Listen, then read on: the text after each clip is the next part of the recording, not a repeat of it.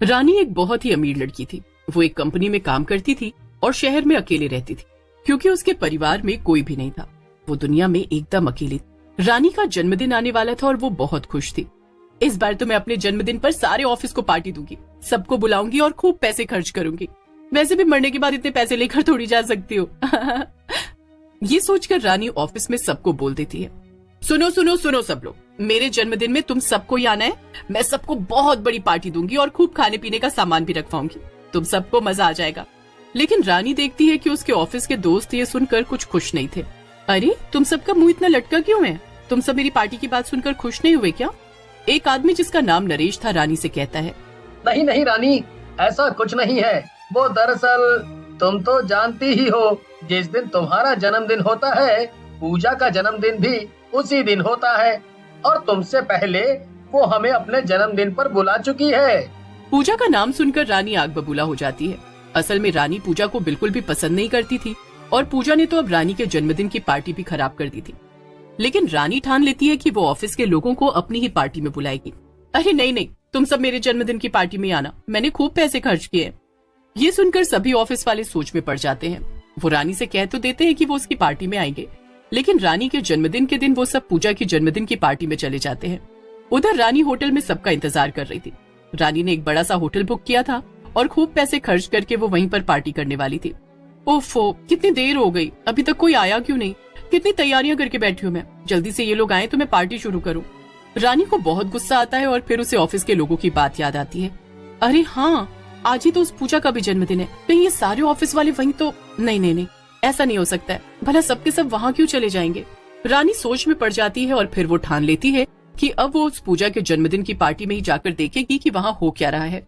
रानी पूजा के घर पहुँचती है और देखती है कि ऑफिस के सभी लोग वहाँ मौजूद थे और पूजा मजे से अपने जन्मदिन का केक काट रही। रानी को ये देखकर गुस्सा आ जाता है और वो एक कांच का ग्लास नीचे फेंक देती है और सब रानी की तरफ देखने लगते हैं। अरे रानी, तुम यहाँ? पर मैंने तो तुम्हें यहाँ बुलाया भी नहीं था, तो तुम क्यों आई हो? मैं तुम सबको छोड़ूंगी नहीं।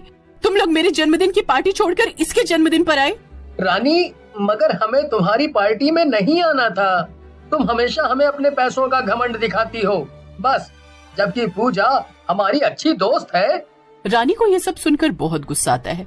ओह, तो अब मैं समझी, तुम सब तो असल में मेरे पैसे से जलते हो। मैंने पार्टी के लिए इतना बड़ा होटल बुक किया और इतना खर्चा किया, वो छोड़कर तुम यहाँ इसके छोटे से घर में पार्टी कर रहे हो। तुम सबको तो मैं देख लूंगी। रानी गुस्से में पूजा के घर से बाहर निकल जाती है और अपने घर में वापस आ जाती है। वो अपने कमरे में जाकर बैठती है। मेरे कितने पैसे बर्बाद हो गए, ये सब उस मनहूस पूजा और ऑफिस वालों की वजह से। नहीं, अब मैं उस ऑफिस में नहीं जाऊंगी जहाँ मेरी इतनी बेइज्जती हुई, लेकिन मैं उन्हें वहाँ भी काम नहीं करने दूंगी। उन सबको ऑफिस से निकलवा दूंगी, चाहे इसके लिए मुझे अपने सारे पैसे क्यों न खर्च करने पड़े। पूजा गुस्से में ये सब सोच ही रही होती है कि उसे दूसरे कमरे से कुछ आवाज सुनाई देती है। ये क्या, मेरे घर में कोई और भी है क्या? ये आवाज कैसी? पूजा दूसरे कमरे में जाकर देखती है तो उसके पैरों तले जमीन खिसक जाती है। वहाँ पर दो चोर खड़े थे। अरे चिंटू, पकड़ इसे, इसने हमें देख लिया। हाँ रुक मिंटू, अभी पकड़ता हूँ। चिंटू रानी को पकड़ लेता है। क्या? नहीं नहीं, छोड़ दो मुझे, छोड़ दो मुझे। तुम दोनों तो वही जाने माने चोर चिंटू मिंटू हो। हाँ हाँ, हम वही हैं। तूने तो हमें एक झटके में ही पहचान लिया लड़की। ये सुनकर रानी जोर जोर से चिल्लाने लगती है, बचाओ बचाओ, मेरे घर में चोर है। रानी को चिल्लाता हुआ देखकर मिंटू को गुस्सा आ जाता है और वो रानी को डराने के लिए चाकू निकालता है। चाकू देखते ही रानी मिंटू पर हमला कर देती है और गलती से चाकू रानी को ही लग जाता है। चिंटू मिंटू कमरे के अंदर बैग लेने जाते हैं और उधर रानी मरने के बाद एक चुड़ैल में बदल जाती है। ये क्या हो गया मेरे साथ? आज मेरा जन्मदिन था और मेरे जन्मदिन के ही दिन मेरे साथ सबने इतना बुरा किया। कोई मेरी पार्टी में नहीं आया तो किसी ने मुझे जान से ही मार दिया, लेकिन अब मैं किसी को नहीं छोड़ूंगी, एक एक को पकड़कर। अच्छा, इतने में दोनों चोर सारा सामान इकट्ठा करके वहाँ वापस पहुँचते हैं और चुड़ैल को देखकर डर जाते हैं। चुड़ैल चिंटू मिंटू को पकड़ लेती है। वाकई में तू तो बड़ा समझदार है। हाँ, मारूंगी तो मैं तुझे जरूर, लेकिन उससे पहले तुम दोनों मेरी मदद करोगे और मेरे साथ चलोगे, समझे? क्या साथ चलेंगे? मगर कहाँ? तुम्हारे पास कोई गाड़ी है? हाँ हाँ, हमारे पास एक ऑटो है।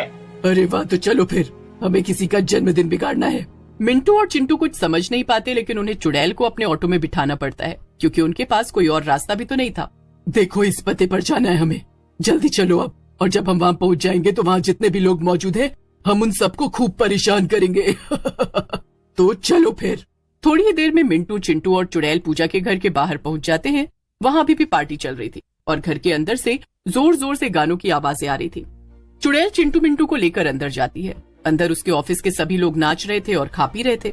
अचानक से चुड़ैल जादू करती है और गाने बजने बंद हो जाते हैं। इसके बाद पार्टी में मौजूद सभी लोग हवा में उड़ने लगते हैं।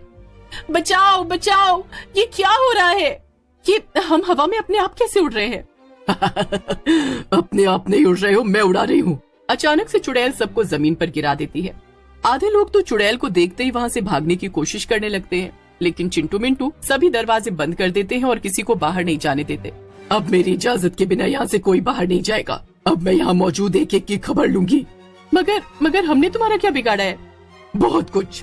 शायद तुमने मुझे अब तक पहचाना नहीं, लेकिन मैं रानी हूँ जिसके जन्मदिन की पार्टी में तुम में से कोई नहीं आया और तुम सब ने मुझे धोखा दिया। सभी लोग ये सब सुनकर बहुत डर जाते हैं। चुड़ैल चिंटू मिंटू की तरफ कुछ इशारा करती है और चिंटू मिंटू जल्दी से सभी लोगों को रस्सी से बांध देते हैं। वाह वाह, तुम सबको ऐसे बंधा हुआ देखकर तो मुझे खूब मजा आ रहा है। अब पूजा तेरी पार्टी है ना ये, तो चल अब तू मुझे नाच कर दिखा। चिंटू मिंटू पूजा को खोल देते हैं और चुड़ैल के सामने खड़ा कर देते हैं। चुड़ैल गाना बजा देती है और पूजा नाचने लगती है। ये तुम ठीक नहीं कर रही हो चुड़ैल, मैं तुझे छोड़ूंगी नहीं। चुड़ैल को ये सुनकर गुस्सा आ जाता है। अच्छा ठीक, मैं नहीं कर रही, और तूने जो मेरे साथ किया उसका क्या? जब तक मैं तेरी पार्टी पूरी तरह से बर्बाद न कर दूं तब तक मुझे चैन न आएगा। तो तुम सबकी ये पूजा मुझसे ज्यादा पसंद थी ना? अब मैं तुम सबको मार दूंगी, फिर तुम दोबारा कभी इसकी पार्टी में नहीं आ पाओगे। नहीं नहीं, हमें छोड़ दो। इसकी पार्टी में आना तो दूर की बात है, हम तो दोबारा कभी इससे बोलेंगे भी नहीं। हाँ, हमें जाने दो। अच्छा तो फिर ठीक है, तुम सब जल्दी से ये पार्टी छोड़कर भाग जाओ, और अगर तुम में से किसी ने इस पूजा से दोबारा बात की तो मैं उसे जान से मार दूंगी। सभी लोग पूजा का घर छोड़कर भाग जाते हैं और फिर चुड़ैल भी पूजा को वहीं हवा में लटका हुआ छोड़कर अपने घर वापस आ जाती है। चिंटू मिंटू भी उसके साथ वापस आ जाते हैं। अब मैं क्या करूं? मैंने उस पूजा की पार्टी बर्बाद कर दी, फिर भी मुझे शांति नहीं मिली। लेकिन तभी चिंटू मिंटू चुड़ैल के सामने आ जाते हैं। क्या तुम दोनों अब तक यहाँ से गए नहीं? क्या लाए हो? चिंटू एक छोटा सा केक चुड़ैल को दिखाता है। एक छोटा सा बर्थडे केक। आज तुम्हारा जन्मदिन था ना, अब हम तीनों ही मिलकर तुम्हारा जन्मदिन मना सकते हैं। यही तुम्हारी आखिरी इच्छा थी ना? और वैसे भी जाने अनजाने में हमारी ही वजह से तुम्हारी जान गई थी, इसीलिए ये करना तो हमारा फर्ज था। ये सब देखकर चुड़ैल की आंखों में आंसू आ जाते हैं। तुम दोनों ने ये मेरे लिए किया, शुक्रिया। चुड़ैल केक काटती है और उसे बहुत अच्छा लगता है। अपना जन्मदिन मना लेने की वजह से चुड़ैल की आखिरी इच्छा पूरी हो जाती है और उसकी आत्मा को शांति मिल जाती है।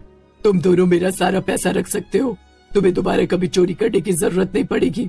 इतना कहकर चुड़ैल गायब हो जाती है और चिंटू मिंटू को भी दोबारा कभी चोरी करने की जरूरत नहीं पड़ती। वो अच्छे से